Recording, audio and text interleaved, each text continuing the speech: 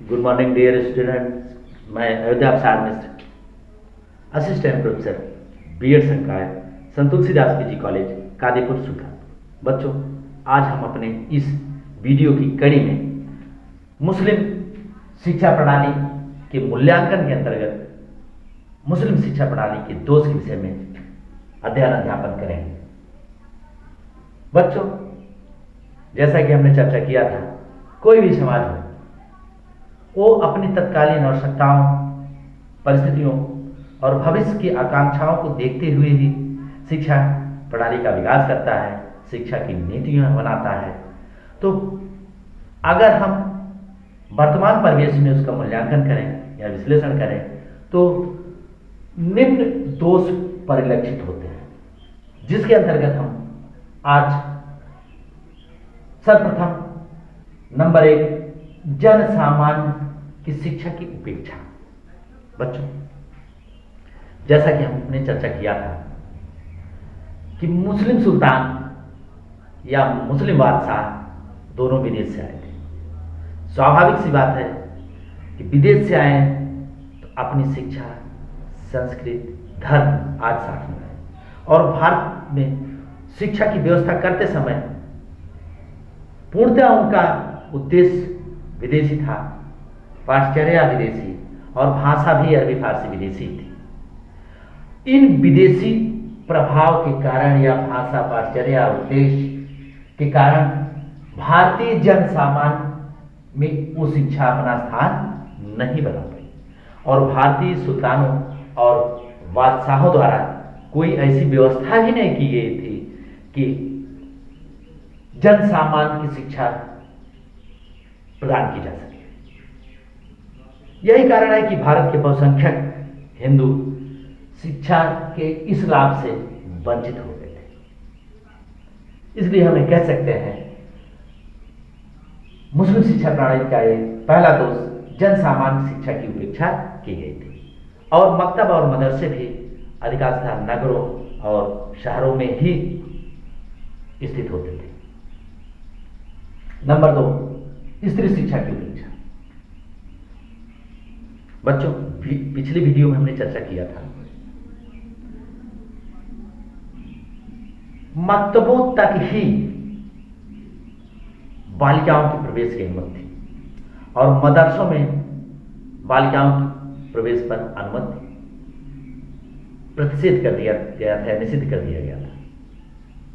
कुछ सम्भ्रांत घरानों, राजघरानों, उच्च पदस्थ कर्मचारियों की बच्चियों को उच्च शिक्षा की व्यवस्था उनके घर पर ही व्यक्तिगत की जाती थी।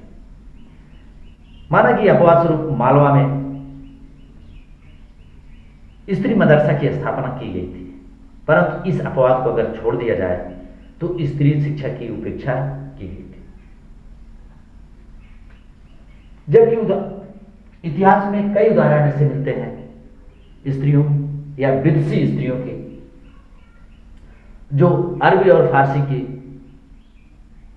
कवयित्रियां और विदुषियां थी, जिसमें बाबर की बहन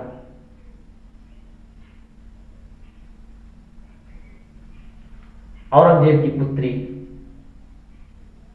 गुलबदन बेगम, जेबनिशा, जहांगीर की पत्नी नूरजहां, शाहजहां की पत्नी अर्जुमंद बानो बेगम, जिसे मुमताज महल के नाम से भी जाना जाता है, आज कुछ ऐसे उदाहरण मिलते हैं, रजिया सुल्तानात के कुछ ऐसे उदाहरण मिलते हैं। लेकिन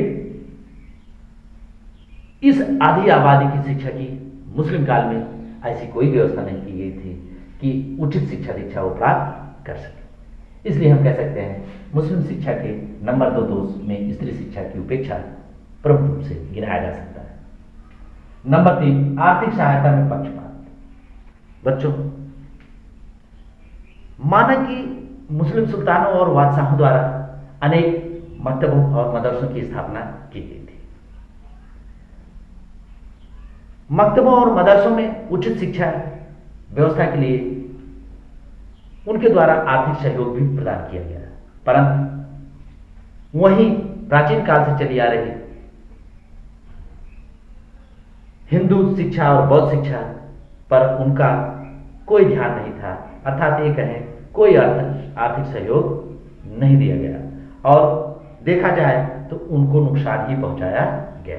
इस प्रकार हम कह सकते हैं कि आर्थिक सहायता में भी मुस्लिम बादशाहों और दिल्ली सुल्तानों द्वारा पक्षपात किया गया।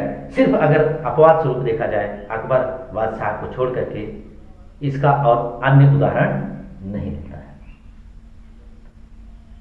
नेक्स्ट, मुस्लिम शिक्षा के दोष के रूप में तत्कालीन भारतीय शिक्षा पर प्रहार। बच्चों, जैसा कि हमने चर्चा किया था,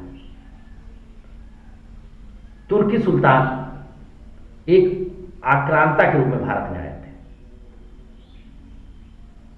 तो स्वाभाविक सी बात है वो अपने शक्ति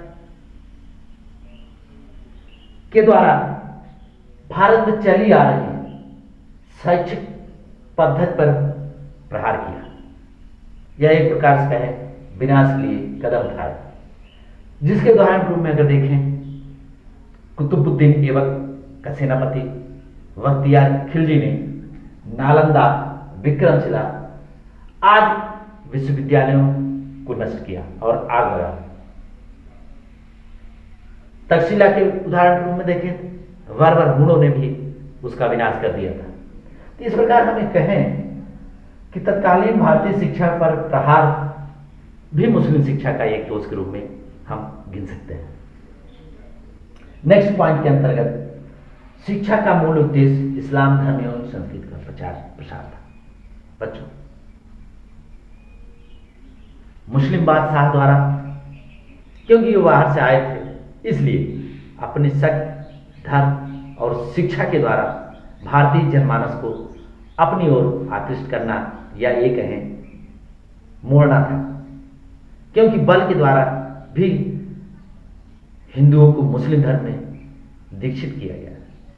इसलिए उनका मूल उद्देश्य था इस्लाम धर्म एवं संस्कृति का प्रचार प्रसार, जिसमें अग्रणी रूप से अगर देखा जाए फिरोज तुगलक, शाहजहां और औरंगजेब की तुलना करें तो ये लोग पूर्णतः इस्लाम धर्म और संस्कृति का प्रचार प्रसार किए और साथ ही साथ हिंदू धर्म संस्कृति पर एक प्रकार से प्रहार भी किए, अपवाद अकबर महान को छोड़कर।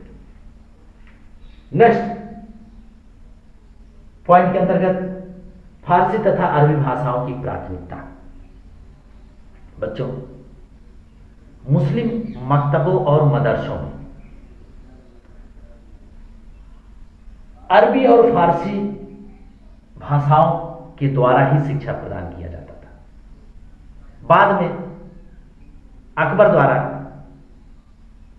संस्कृत और हिंदी के माध्यम से भी शिक्षा या शैक्षणिक कार्य संचालन का आदेश दिया था, परंतु इस अपवाद को छोड़ दिया जाए तो बादशाहों द्वारा फारसी और अरबी भाषाओं की प्राथमिकता दी गई थी। यह विदेशी भाषा होने के कारण भारतीय जनमानस में लोग इसको स्वीकार नहीं कर पाए।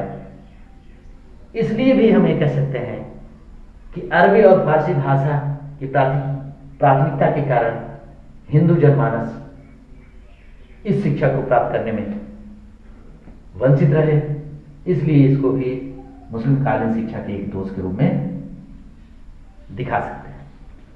नेक्स्ट बिंदु है बच्चों, रटने पर अत्यधिक बल।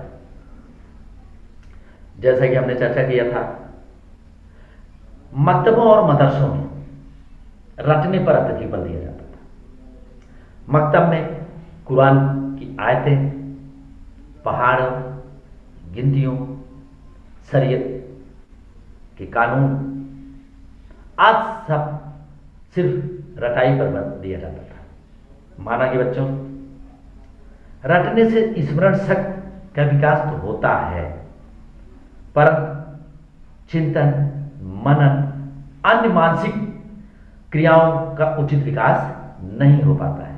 इसलिए जो शिक्षा का एक सर्वांगीण उद्देश्य होता है या बालकों का सर्वांगीण विकास करना, इस उद्देश्य की प्राप्ति नहीं हो पाती थी। इसलिए हम कह सकते हैं कि मुस्लिम शिक्षा का एक दोष रटने पर अत्यधिक बल देना भी था। नेक्स्ट पॉइंट, कठोर दंड का प्रावधान। डियर स्टूडेंट्स, जैसा कि हमने वैदिक शिक्षा और बौद्ध शिक्षा के अंतर्गत चर्चा किया था, उस समय दंड प्रक्रिया लचीली थी, दंड दिए जाते थे, लेकिन मध्यकालीन शिक्षा की अपेक्षा बहुत लचीला होता था। मध्यकालीन शिक्षा में कम से कम अपराध पर भी मौलवी या उस्ताद द्वारा अधिक से अधिक दंड दिया जाता था, जिसके अंतर्गत बच्चों को दिन भर खड़ा कर दिया जाता था, मुर्गा बनाया जाता था और बेंतों से पीटा भी जाता था। इसके साथ मुस्लिम मौलवियों द्वारा उनको कभी कभी कपड़े से बांधकर उल्टा भी टांग दिया जाता था।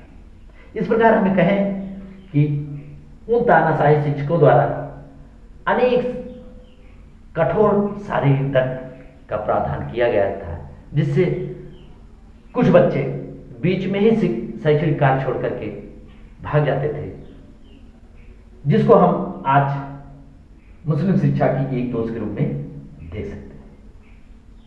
नेक्स्ट पॉइंट है विद्यार्थियों का विलासप्रिय जीवन। बच्चों, जैसा कि हमने चर्चा किया था, मकतबों और मदरसों से संलग्न छात्रावासों की भी व्यवस्था की गई थी, और मुस्लिम छात्रावासों में भौतिक सुख, ऐश्वर्य, आराम, इन सब की उचित मात्रा में सुविधाएं उपलब्ध रहती थी।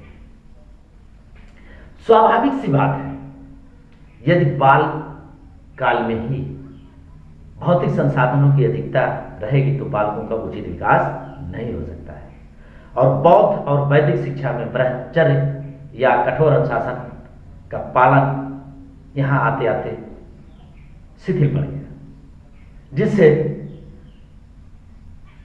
उन छात्रों से जो भौतिक ऐश्वर्य में पले बड़े हों, उनसे हम आत्मसंयम, आत्मनिर्भर, आत्मानुशासन आदि सद्गुणों की कल्पना नहीं कर सकते हैं।